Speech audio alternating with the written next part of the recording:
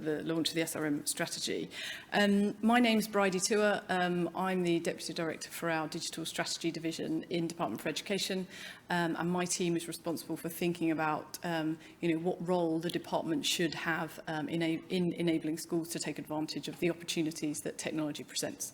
So I'll talk to you a little bit about where DFE is at the moment, and then a few minutes particularly on our digital standards, which we have recently published and more are coming. And then I'll hand over to James for a bit more practical tips on the sort of road to digital maturity. James is Director of IT at United Learning. And we will have time for Q&A at the end, but please do interrupt me if there's anything burning as we go along. So, sorry. Yes, that's who we are. So, I guess just a bit about what do we know and where are we at. So we know that technology, has the potential to deliver efficiencies, both in terms of how we run our organisations and also improve outcomes in terms of teaching and learning. We know it can save time, but we know there's also risks of not thinking about it. We operate in a digital age. Actually, if we don't think about our technology estate, then that creates risks, around cyber, data protection, etc. And we know that the benefits of technology are not being realised equally, across the education system at the moment. We know some schools are really embracing technology. They're doing lots with it. They're linking it to their school improvement plan, and they're seeing the benefits of it. And we know others who, have a kind of broadband connection worse than most of our homes, And so we know that the system is in quite different places.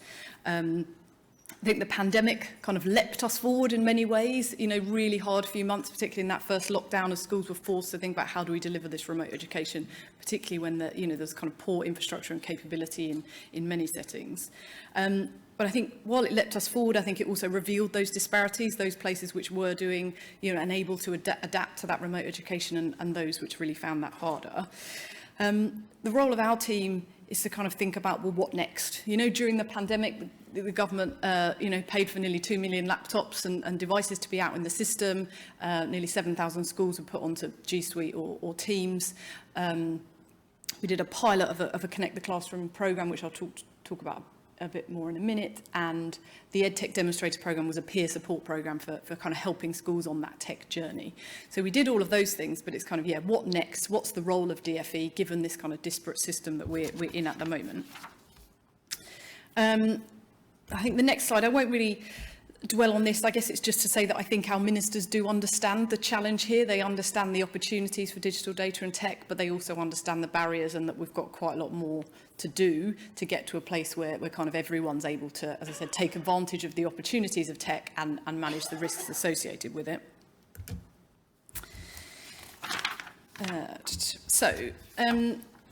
This pyramid, very simple kind of model, but it's essentially the things that schools have told us they need to do tech well. As I said, a very simplistic level, but you need a strategy, you need a plan. So, you've got a school improvement plan. How can technology help us with the different elements of that plan?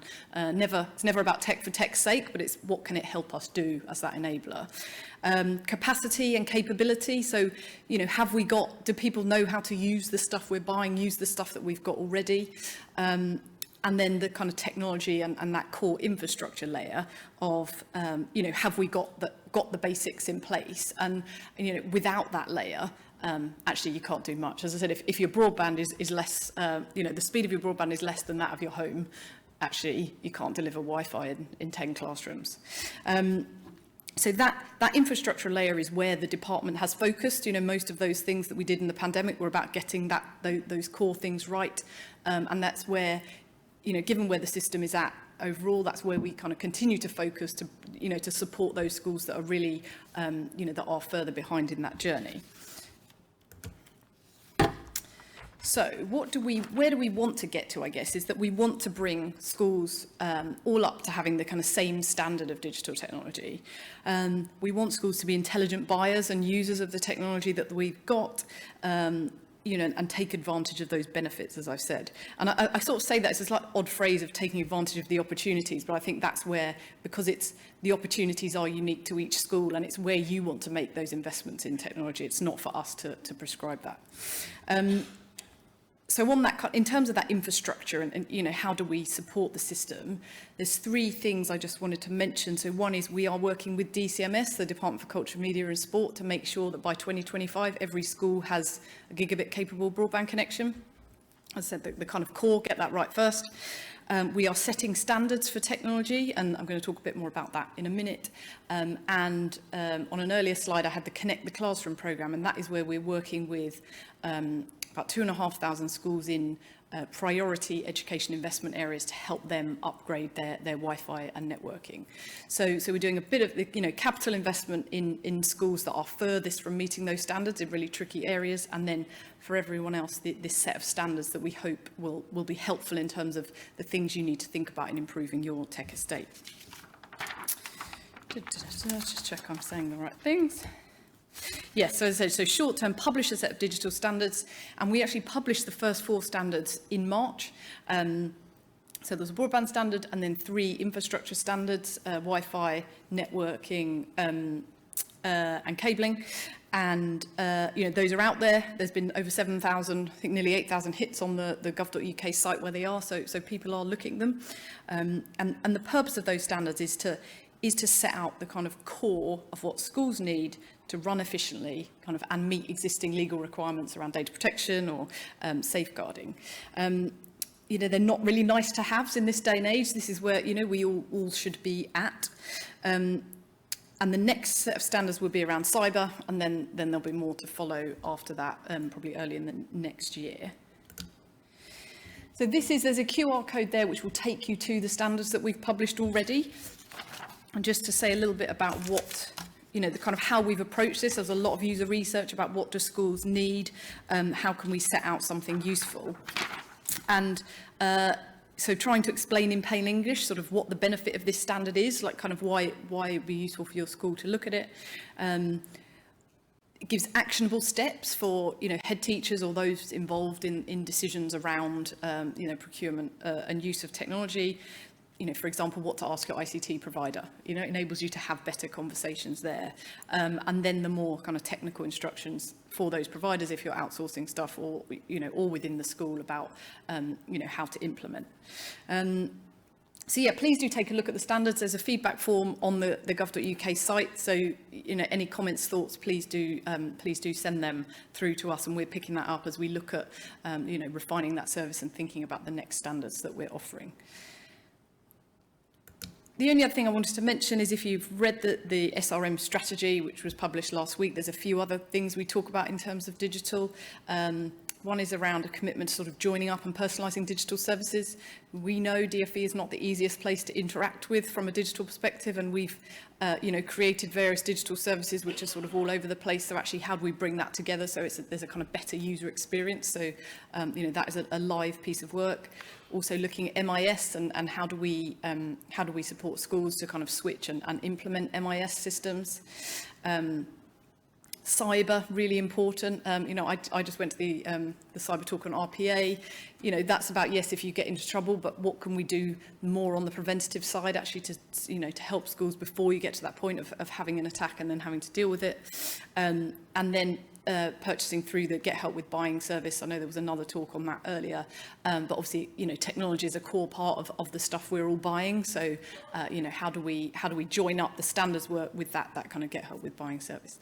So just to flag some of those. But yeah, we'll take questions at the end, but I'll hand over to James now. Thank you.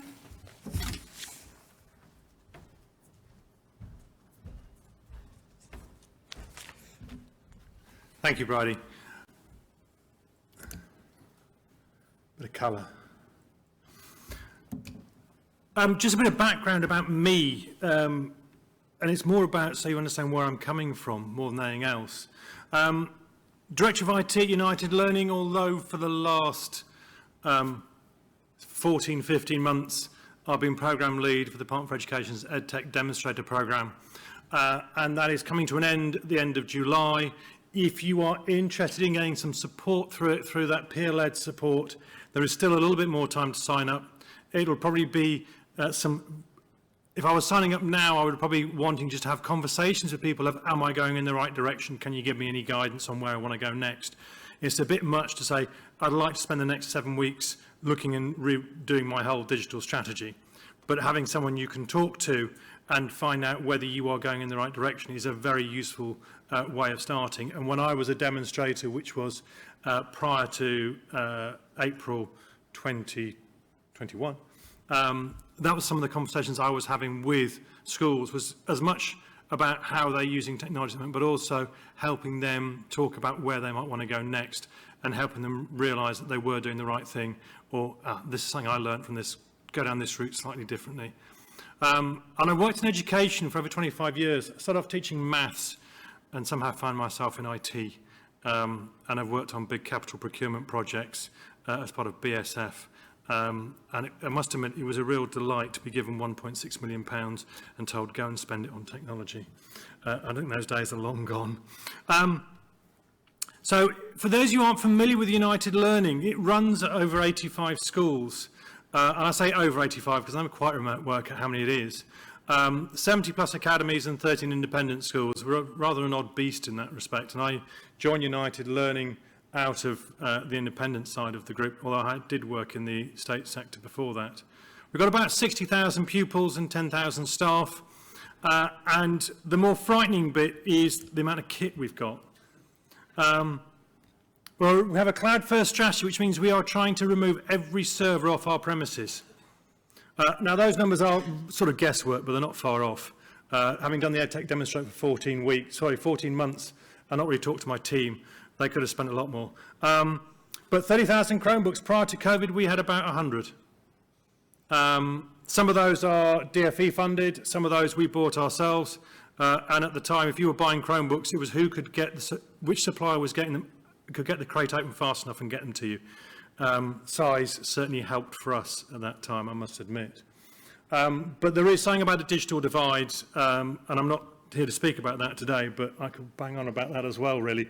But about how do you get devices into children's hands, because as we look at digital strategies, it becomes quite important. But lots of kit, Chromebooks and Windows. We are a Windows house, we're not a Google house, but we use Chromebooks because they're safe, secure, easy to manage, and cost effective. We're still not digitally mature. I'll be open and honest about that. So what is digital maturity? This is only my take on it, and do ask questions at the end and disagree with me.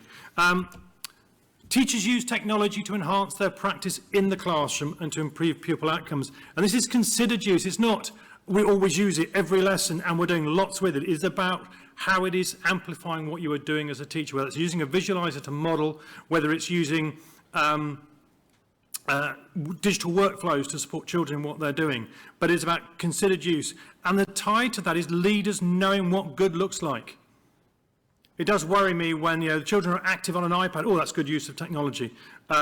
Is it? And can you see beyond the tech and see how it is enhancing the learning? And that's the bit that I'm really interested in. Students' use of technology to enhance their learning inside and beyond the classroom. We've got 13 independent schools in the group. On the first day of lockdown, they were still learning as much as they were before lockdown started. Some teachers, some heads said their children made more progress during lockdown than they did in normal school because they weren't distracted by extracurricular. It's not really distraction, but the extracurricular wasn't there. So if you can get, when we look at the tech we want our children to use to learn, such as the maths tools, the AI in inverted commas, integrated tools that learn, help you learn more. If children can't do it at home, if our children can't do it at home, but the other school down the road can, are they making more progress because we're not doing it? It's about whether it is the right thing, but it's certainly something to consider. Schools use technology to improve efficiency and support more flexible working models. And I've done some webinars with the DFE around flexible working, getting heads to talk about how they're using technology to enable more flexible working with their staff. If you think about recruitment, if you can add more flexibility into your employment offer, then will you recruit better teachers? Will you keep them for longer? Will you enable people who want to have a slightly more flexible working pattern stay with you for longer? And ideally, if they're good, you want to keep them. And school use data to inform and support improvement at all levels, from support staff and teachers, senior. And this is about what are you doing with data? And it's not just classroom data, it's all sorts of data. We have a carbon neutral dashboard for United Learning now, and I sit on that board. And so we're looking at how can we move ourselves to carbon neutral.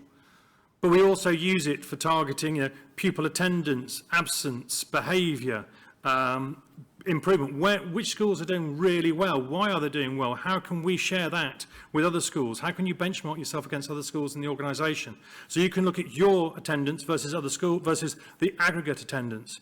And the regional directors can talk you through and say, well, actually, maybe you want to talk to this school because they're doing something really good on it. Or you can see the aggregate and you may well see who is the top one and go and talk to them. And so it enables you to have conversations with your peers. And schools and trusts, and this is the important bit, and Bridie mentioned it, have a clear strategy for embedding technology into your organisation and how it can improve outcomes for all. I do despair when I hear people talk, oh, technology is not important. I could bang my head against a brick wall because it is. If you do it right, it does so much for you. And the work that's coming out of the DfE around digital standards is designed to help and support you do that. School resource management, some procurement's got to be in there somewhere. Procurement is linked to the digital strategy. How many of you hate the last 3 weeks of term as people, the backpack mentality of, well, while the holidays are on, can you please buy me this, this and this? And for technology, it's a nightmare. You can't get a good fitter for love and money after about the middle of May. So why is someone coming to you say they want 4 whiteboards fitted? Because you're not going to get anyone to do it very well. But your procurement is linked to your strategy. You should know in January what you're going to want to do over the summer holidays because you've got a clear strategy for what you want to do. You can procure early, you can get better pricing. And if you can talk to your suppliers about you're going to be doing this over the next 3 years, they will want to work with you and you may be able to get good pricing over the next 3 years. And certainly, none of our schools can do capital procurement without a strategy to go with it. And I have educationalists who support it and I have technical specialists who support it. And we want to see the educational impact as well as why they're doing it for technical reasons. Infrastructure and device replacement is embedded in long-term financial planning. We are asking our schools to set aside money every year for infrastructure and technology. It's not just infrastructure, it's also computers, it's servers, although we're getting rid of those, networking, wireless, pupil devices to some extent. It is in a long-term financial plan. I like to budget for 10 years because some things need replacing at 8 years, some needing at 7, some at 5. You can tell I live in Yorkshire, but I like to know what's happening on a long term. I need to know where my money is going. For heaven's sake, I do that for myself. My own personal budget planning. Why are we not doing it in schools? What is it you're going to need to replace over the next 5, 10 years? And that's what they should be you want to be trying to do in terms of thinking about your long-term budgeting. Because you cannot afford to suddenly magic up new network infrastructure when you haven't put any money aside for the last 5 years.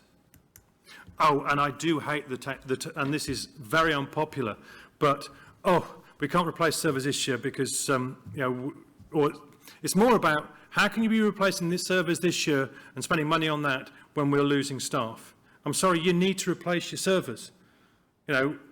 Is the reason you're losing staff because you've got a falling role? Is it because you've restructured?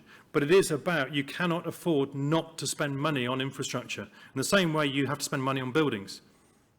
There is a perception that it can wait another 2 or 3 years. But there's technology in schools now that is vulnerable to cyber attack because it hasn't been replaced and it can't be upgraded. It can't be left. It's not always a popular comment. Systems are safe and secure. Cybersecurity forms a part of the risk register, and Bridie picked up cyber and the RPA. Data protection seems a priority for all staff. It is really key. You cannot let cyber not be key.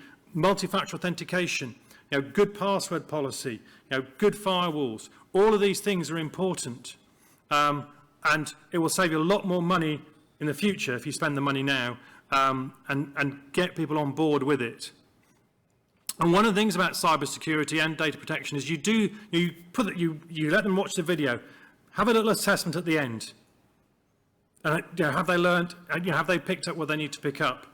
I had an Ofsted inspection and they were asking questions about child protection training and online safety training. Said, where's your evidence that the staff have learnt from it? You would test students to see if they'd learnt it. Why aren't you testing your staff? So it's important that you do have a little assessment just to see, has it gone in? We all know what they do. They put the video on and they go and do something else instead because there's things recording what you're doing. And then you have the assessment. Have any of you done these sort of manual handling online assessments or the fire fire ones. I have to screenshot everything because I can never remember that statistic that comes on the second slide, just so I can answer the questions. Yeah, it is. At least it means I've watched it. And technology just works. Technology is not seen as something special or out of the ordinary. It's just there and it works. And that, for me, that's the most important thing. One of our actually, our education director said, shortly after joining United Learning, she said to me, I know technology is good here because no one talks about it. She doesn't walk into a classroom and people complain that this doesn't work or that doesn't work. And that's the thing, it just got to work. Because you're there to teach, or the people in the classroom are there to teach. Support staff are there to support. You don't want to be fighting with your finance system. I hate finance systems, sorry. You don't, it just has got to work and has got to be seen as just being there. So what is the road to digital maturity? And it's about getting the basics right. Do you know what you have and are you using everything you have bought or licensed? How many departments continue to buy the same thing year in, year out because it's just on a rolling license and they don't really use it very much? You just bought your new MAS system and it does all the things that 3 other packages that you continue to buy do. And the staff who buy those don't want to get rid of them because they know how they work. But you could actually use your new MIS platform to do it. Some tough questions. How much software is sitting there that was used by the deputy head who left 3 years ago, and another one's come in and bought something that's very similar, but there's a little bit on it you still want to use. So look at what you've got. Do you use it? Is it being used effectively? Look in the cupboards of shame, and they do exist, and start making use of what you got first. This is not a spending exercise. This is a making efficient use of your tools exercise. And then are your staff trained to use it? Is the reason why it's not being used because they don't know how to use it? And then you go away and train them. I used to teach interactive whiteboards. I used to train everyone to use interactive whiteboards. You go into most classrooms now, how many of them are actually using the software, interactive whiteboard software, or are they just showing PowerPoint? How many teenagers, if you work in secondary school, want to come up and write on a board? Primary is different, but each school has its own context. But there's a conversation to have about, do we use these tools? And certainly at United Learning, we are moving to giving teachers a tablet-type device they can write on so that they can, we can go passive at the front of the classroom. But they can take that tool home with them, because it's not plugged in, and they can do all the planning, preparation, and marking on it. And we're starting to see teachers now no longer stand at the front. They will sit down next to the child who's the most disruptive. And it's amazing what sort of impact having a teacher sit next to you have in terms of your behaviour. But they're all different things to different people, but it's just one way of doing things. Is your procurement linked to your strategy? And almost you could say, well, the first thing is, do you have a strategy? And we'll come on to that in a second. But your procurement for your technology needs to be linked heavily into your strategy. Is your hardware and software out of warranty or support? Because if it is, you've got real problems. And certainly your systems don't be secure. I went to a conference recently and this small trust leader came to me and said, what do I do? My servers are out of date. I know I can't update them. I can't afford to replace them. What do I do? I said, replace them. I said, but I haven't got any money. No, you need to replace them because they are a vulnerability. If they get a malware on them, which is quite likely, then they could lose all their data. And are your systems secure is also important. And one of the things I would say is, if you are in a school and you do have some influence over the technical team, is do ask them about their backups. Because the last thing you want to have your technical person say when you have had a ransomware incident, and you say, is my MIS backed up? I think so. That's the moment at which you go, oh God, because I haven't checked that they've done a practice restore. That's the other reason why a cloud-based MIS is lovely, because that's not your problem anymore. You just need to make sure your supplier's doing it. But there is something about, are you asking the right questions of your teams to say, is it secure? Is it safe? What is out of warranty? Are you patching it on time? But that's a different conversation. So getting the basics right, and those are things that you can do without really spending any money at all. And you're getting your foundation sorted. There's a little bit about infrastructure coming, which is coming in a second. But digital strategy. So the next step is having a digital strategy embedded within your school improvement plan. And it is just linked all the way through it. Every decision and purchase should be based on this. You haven't got a member of staff turning up and saying, well, I want to buy this piece of software. Why? Well, it looked good. How is it linked to your strategy? The head comes back. Oh, yeah, we need to buy every member of staff an iPad because I've been to a school and it looks really good. And we do have some heads who do that. But why? You know, how is it linked to your strategy? How are you going to make the most use of it? Because buying every member of staff an iPad will end up with a wasted procurement, because most staff won't know how to use them in the classroom, they won't feel comfortable using them in the classroom, and you don't know whether your infrastructure will work with it. So everything is based around driving in, increasing pupil outcomes, efficiencies, flexibility, improving recruitment, retention, data security. It's all linked to that strategy of what you are trying to achieve. And you're looking between now and 5 years, really, in terms of where you want to go next. Financial planning, for me, that's the next thing, is digital strategy is no good unless you can afford it. And your financial plan is heavily tied to your digital strategy. And that will inform what you're able to do. And there is some DFE support somewhere, particularly around, if you're in an area of broadband deprivation where you have poor broadband. I think there is some pockets of money around there that may be available, but certainly it's looking at what you need. There isn't a huge amount of money in the DFE, honestly. Not that I work for the DFE, and Bridie will shoot me in a minute. But there are 1 or 2 pots of funding that are available, particularly in areas of deprivation. Robust and reliable infrastructure. This comes back to the digital standards, and I have the delight of working with some of the DFE on this, talking about digital standards and where it goes next. You need to make sure that you have a solid foundation in your school. There's no point in starting to put stuff in place if your infrastructure can't handle it. We had a school that wanted to roll out Surface Pros to staff. We started with a small pilot study with Surface Pros, and we discovered a wireless problem. We did a small pilot, found out what the problems are. We had to replace the network infrastructure on it. And that was making sure that it was a robust and reliable infrastructure. And the iPads helped highlight where the issues were. But that small-scale trial found some problems, will make the changes, and now they've rolled out Surface Pros to all staff, and it's now fully embedded within the curriculum, and they wouldn't go back. But the reliable infrastructure means that people can just teach. Even if you're not making any other changes, you know it's going to work today, tomorrow, and the day after, and that's the important thing. Staff training, although having said that, where do you find the time to do staff training when one day is done on child protection, there's another day on departmental planning, there's another day on curriculum this, but you need to somehow get some staff training in about using the technology and embedding it on the long term. Community engagement, particularly if you're going down a one-to-one route. If you want, or on anything, parents will want to know why you're doing this with technology. You want them to use all the tools that are available. You want them to access your online platform so they can access pupil performance data and all those sorts of things. And I'm going to stop because we've got 5 minutes for questions if I've got my timing right. As you can imagine, I'm quite passionate about this. I don't know Bridie is, to be honest. So do ask us some questions, and I will hang around at the end of this anyway if you desperately want to bend my ear about something. Thank you very much. Any questions? Yes, gentleman there. There's a roving mic coming to you. I can't do any more until you get the microphone. Philip Crowell from Echo Trust. Thank you very much, both of you. That was a really, really helpful presentation. The question I have slightly tangentially links to cyber security, and I just wondered what your view was on this cyber essentials certification, because I've seen it creep in on a couple of DFE frameworks, and I just wanted to understand what the department's view was on that as a requirement for schools and multi-academy trusts. Yeah. So yes, we do recommend Cyber Essentials. I think we're working with the NCSE on sort of what would be a more tailored offer for schools. And I think that's what our cyber standard, the next set of standards which will come out are around cyber.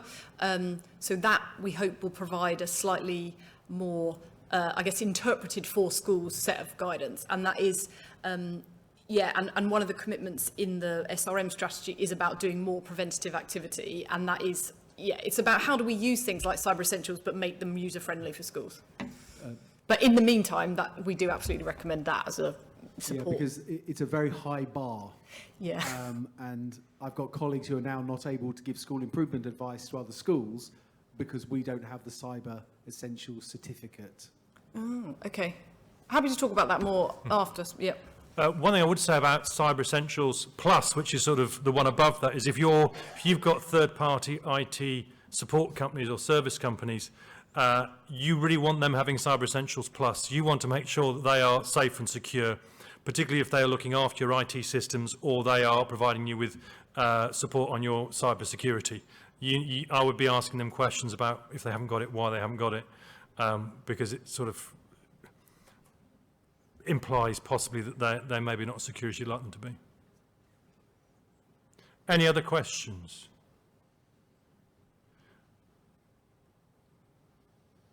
I mean, I'm really looking forward to the cyber security standards, and you know, I'm speaking at a conference tomorrow and talking about policies and practice around data and cyber protection, and for me, you know, it's having something to benchmark yourself against, and Cyber Essentials is really hard, and it's not saying a small primary school will be able to get anywhere near, but you want to have something that people can actually look at and go, where am I? What do I need to look at next? The NCSC has some wonderful resources on there. I'm a school governor. I do lots of stuff. I'm a school governor as well. And I find it very useful as a school governor to use the sort of questions that sit on there around, you know, what you should be asking your leadership about what they're doing around cyber protection, etc. And it can lead into other questions around how do you how does the school do its data backups? Because again, as a governing body, you are responsible for that at the end of the day, because if you're a trustee of a trust, you know, you have some responsibilities. And I think it helps to inform you about what you need to know and what sort of questions you should be asking your leadership. And again, the leaders shouldn't necessarily be formulating that policy. That should be, if you're big enough, that should be your IT team. But they should be providing you with the information and here are what we recommend, and then the senior leadership and the trustees are the ones that then sign off that risk register. But it certainly is a key part of that process. Any other questions? No? Wrap up? No, we're up here if anyone wants a quick chat before the next session. Thank you very much. Thank you.